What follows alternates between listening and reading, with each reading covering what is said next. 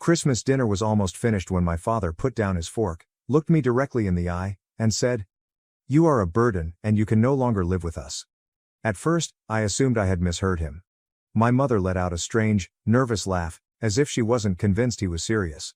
But then he simply sat there, staring at me, waiting for a reaction. The room went silent. My younger sister Lily froze with her fork halfway into her mouth. She glanced at me with wide eyes, as if she couldn't believe what she'd just heard. I swallowed the slice of ham I was chewing and set my fork down. "What?" "You heard me," he stated. "You've overstayed your welcome. You need to move out." The reality check. I just sat there, trying to process. I was 23. I had a regular career and could have left long ago, but I stayed because they needed me. I paid the energy bill, internet, and groceries most weeks, which they couldn't afford because my father had been unemployed for years and my mother only worked part-time. I was not a burden. I was the reason the lights remained on in that house.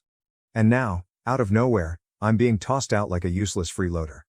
Mom has finally spoken up. "Maybe we should talk about this later." "No," Dad interrupted. "This is my house, I make the rules, and I say he's done here." Lily's fear. Lily set down her fork. She was barely 16, and I could tell she was afraid. She looked at our parents as if she didn't recognize them. What did it mean for her that they could throw me out so easily? I took a deep breath.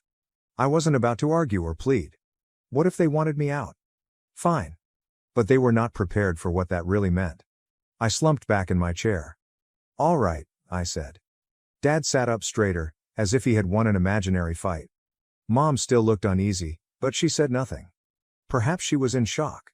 Perhaps she didn't care as much as I imagined she would. I stood up, grabbed my plate, and took it to the sink.